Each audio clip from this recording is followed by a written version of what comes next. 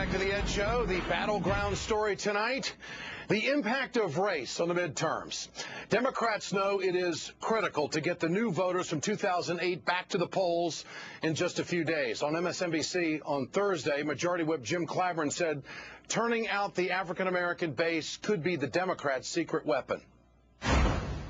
Looking at these voting patterns, in as many as 20 districts, the black vote, the turnout may be decisive. That's exactly right. And I really believe that that is what's going to be the secret weapon here. They went out 2 years ago to change the guard in Washington. They're going to go out this time to guard those changes. I'm very pleased with that, and I think that is what's going to occur. But, of course, the conservatives are playing to the lowest common denominator in some places in this country. That means race. Here's a Republican mailer sent out to Arizona voters. Can you believe this? Urging them to vote against Congressman Raul Grijalva.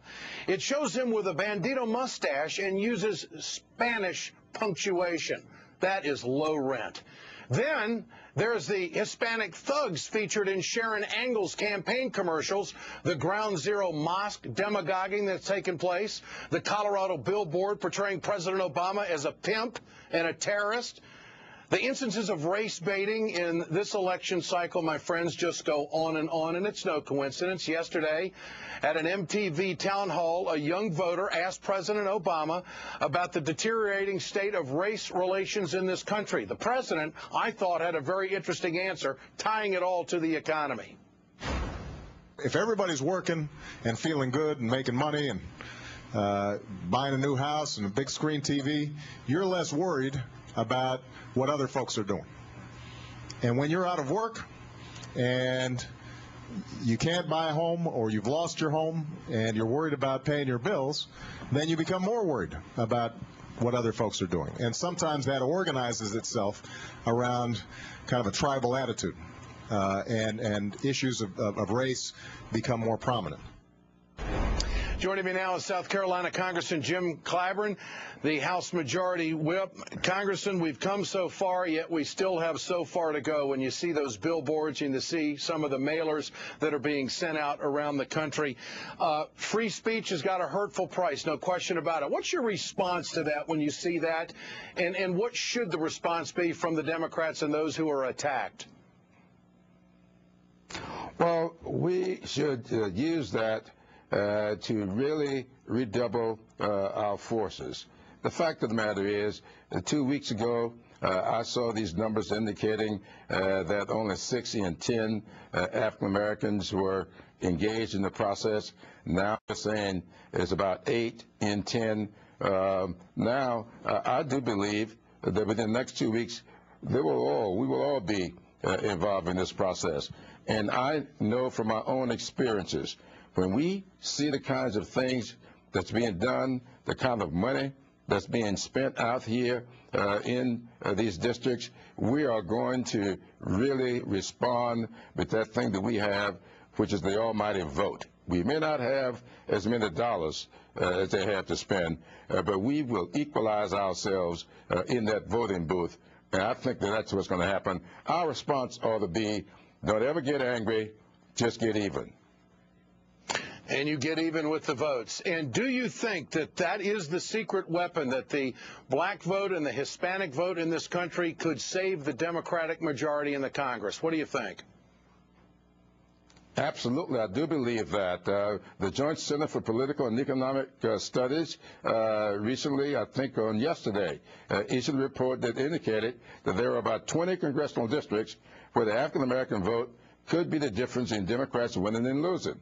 And I do believe that the same thing exists in a lot of gubernatorial races. The Republican governors are now projecting that they will win a plus 10 seats, up around 33 or 34 governors after this is over.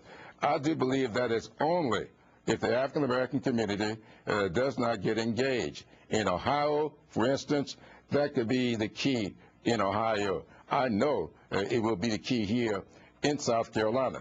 Nobody's watching this state. I predict that South Carolina could be the upset of this political season. Congressman, great to have you with us tonight. I appreciate your time. Thanks for speaking up. For more, let's turn to California Congresswoman Barbara Lee, the chair of the Congressional Black Caucus. Congresswoman, thanks for your time. I want to play this sound cut from President Obama. He was talking to young people yesterday, and he was talking about change. Here it is. The journey we started in 2008 was not about putting a president in the White House. It was never just about getting to election night. It was about every day after that and building a movement for change that endures. So I need you all to keep on fighting. I need all of you to knock on doors. I need all of you to talk to your neighbors. I need all of you to make phone calls. I need all of you to commit to vote. Barbara Lee, the president is engaged. That was audio from today and video from today. The president today speaking. I mean, he's at a fever pitch right now, isn't he?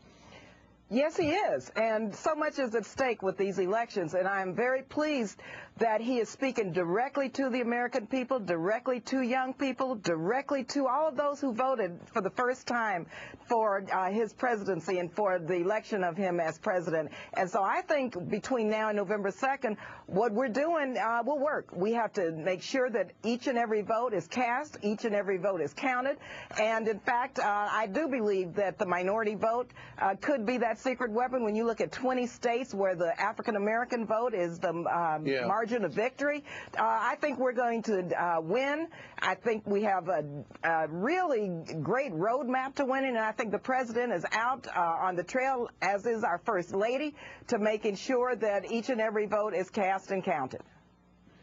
Congresswoman, is there going to be an organized message talking directly to the black community of America that this is it?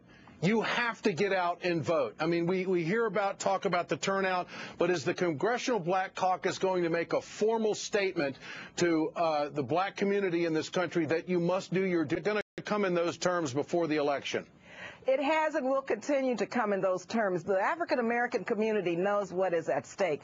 First of all, when you look at the unemployment rates, 16.5%, unacceptable. When you look at the fact that we have to create jobs, and the Democrats have moved, especially in the House, our job creation efforts over into the Senate, the black community knows that a lot is at stake in terms of our economy and in terms of job creation. The African-American community knows what we have done, what Democrats have done in terms of education. Yeah. Just look at how we've increased Pell Grants, how we've taken the middle institutions out of the financial services institutions, out of our loans so that young people can get money. We brought in 60 million more in terms of student loans. So I think the African-American community understands we've increased the historically black colleges by $2.5 billion. So lots at stake. Yes. Health care reform we did. And so, yes, I think the black community really understands that. And the Black Caucus is working to be sure this message is communicated. Congresswoman Lee, can you unequivocally say that if the Tea Partiers, if the Republicans get the majority, that the minorities in this country stand to lose the most? Is that going too far, or do you believe that? I'm confident that that will happen. We have moved forward too far. We can't go back. When you look at just the last 8 years of the Republican administration, not to mention the history of the African-American community in the country, the Tea Party and what it stands for is not in the best interest of the African-American community, and it's not in the best interest of our country. Everyone has a right to a decent job, affordable health care, quality education, a safe place to live. The Tea Party does not stand for that. Democrats do, and so we're going to work to make sure that each and every vote is cast from the black community, from the Latino community, from all of our communities, the Asian Pacific American communities, so Democrats will win. Congress.